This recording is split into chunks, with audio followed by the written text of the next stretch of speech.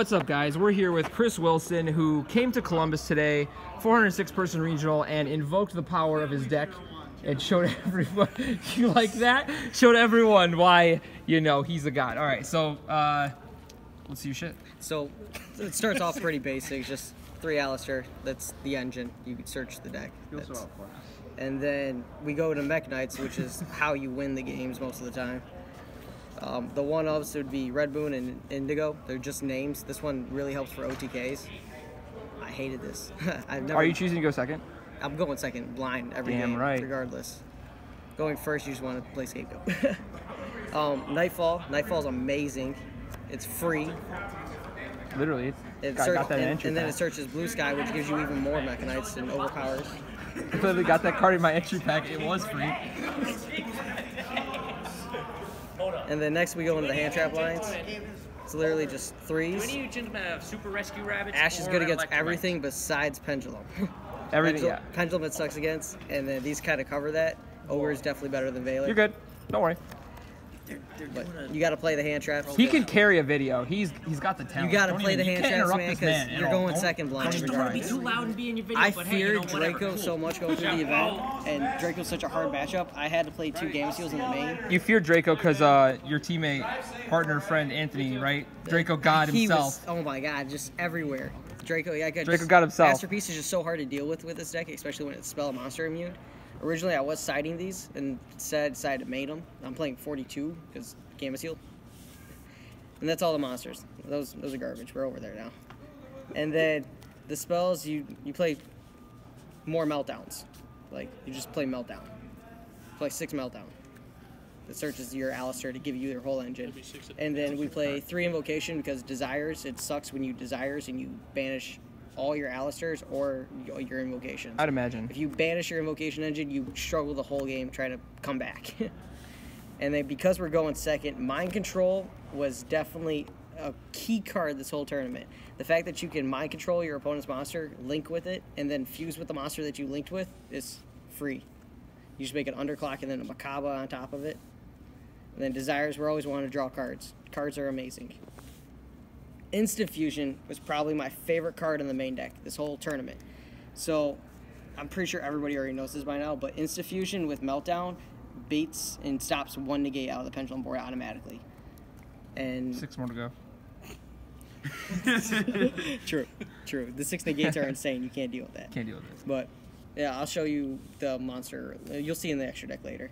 Scapegoat, it's a win con. You resolve Scapegoat most of the time you're winning the game. It's Scapegoat. And then Regeki for board wipe. Monster Reborn is just Monster Reborn. Give me a free monster. I'm going to make a Macabre, and you kill it, I'm going to bring it back. Yeah. Banish more shit. Tell him, Alistair. Banish more stuff. It goes in the main monster zone this time. Yeah. Got him. Yeah. And then the tokens. We got the hippos and a favorite token, the goat eating the lawn. Like, he's mowing the lawn and eating it. Come on. Multi-purpose. I don't know what that's from. I don't even know what to say to that. I don't know. It's a magic card. Oh, okay. So the good fusions are the 2 fires and the 2 lights, Purgatrio and Macabre. This wins games. This OTKs for games. And then the Elysium for when you can like mind control their extra deck monster, fuse with one of your invoked monsters that they've already taken care of, make an Elysium, and Elysium just clears boards. It's amazing late game. I only made it once early game, and I won the game because of it. And then my 2 instant fusion targets was Ragin and Restrict. Ragin with Meltdown says I get to stop and negate automatically. You can't respond at all because it happens in the summoning window.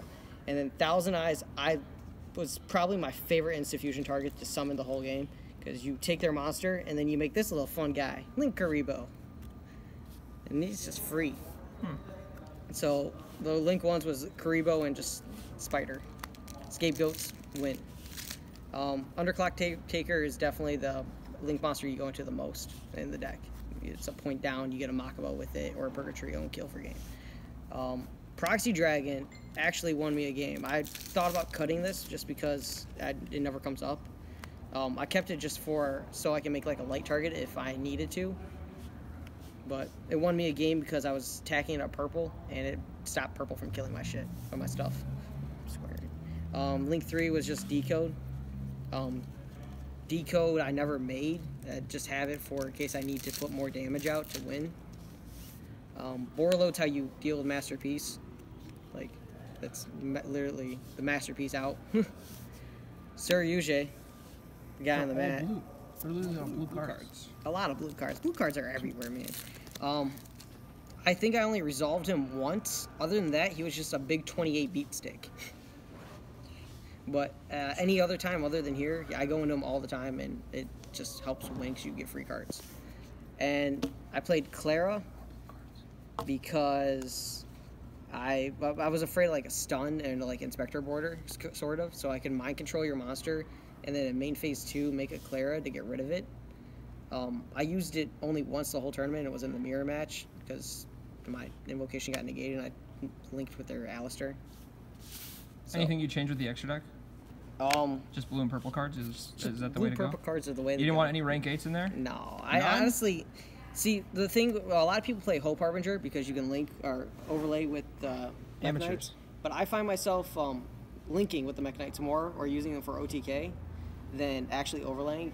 I've never wanted to make a Hope Harbinger because I'm always going second, and if I'm not trying to win that game, I'm putting enough pressure on board where you have to come back so far. And I've like hand traps to back up my Makaba as well.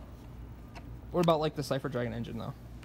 Full armor, Cypher, take a monster, pop a card. There's a new Cypher Dragon. It's like that's just it's so much extra deck space, and like if I were to play that, I would cut the Instant Fusion engine. And I personally really love the Instant Fusion engine. It's probably okay. Like it's almost as much as the Alistair. Fun fact: did you know Borreload will take Masterpiece even if it's unaffected by monsters? Really? I learned that today because it affects the player and not the monster. Did not know that. Because it says place it. Judge rulings at Columbus. Learn things every day. I don't know. Did you know that? Anybody? I didn't Did know. you know that? I didn't know that. Is that true? Yeah, it affects the player. Oh. Like so you can like because I had a Masterpiece.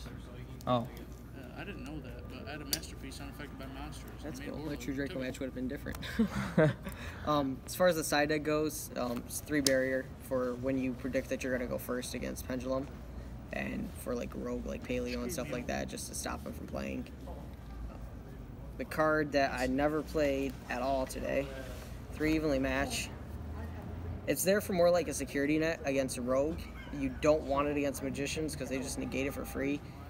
Draco, I don't like siding it in against because most Draco players are siding Iron Walls, and if I don't have like a spell destruction with it, I don't resolve it, and plus they get to keep 2 cards instead of just 1, so it kind of like I feel kills the purpose of it. And then the only other, and then we played 3 Twin Twisters. I played Twin over Cosmic because of like the Iron Wall scenario, where if I'm trying to stop you from summoning a Masterpiece, I'm gonna either Ghost Ogre or Cosmic Cyclone to try and negate it, but if you chain Iron Wall, you get your free Masterpiece anyways. And this is more universal against like Trickstars as well, because you're discarding cards to make your hand less for reincarnation. The last blue card in the side deck was Dark Hole. Sided in a lot. It's just a board wipe. You board wipe and then you win more because you have a clear field and you gain control of the field as well.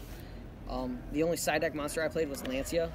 Lancia was more for like the mirror match for the Mekk-Knight and Invoke it because it stops the Invoke from summoning. And then it's also for like ABC, and then you could use it against Trickstar, I guess, if you wanted to stop reincarnation. But the main thing it was used for was like the 60 card decks because they mill, they grass, and you just chain Lancia, and they can't really play. They struggle. And then shout out to Anthony Wilkins. He told me to play this card, and it actually came up quite often. Typhoon. So the thing with playing Typhoon, I was going back and forth between Typhoon and like Droll and Lock because Draco, Droll and Lock hurts a lot and it affects like Trickstars and a bunch of other decks as well. However, when they summon a Mato Iwato, the rock dude, you can't play that card. And so this card, as long as they have 2 or more spell or trap cards on the field, you can play this for free from your hand and pop a face-up card on the field. So they set a card, they set activate Diagram, they use Diagram's effect, you chain this and blow up Diagram.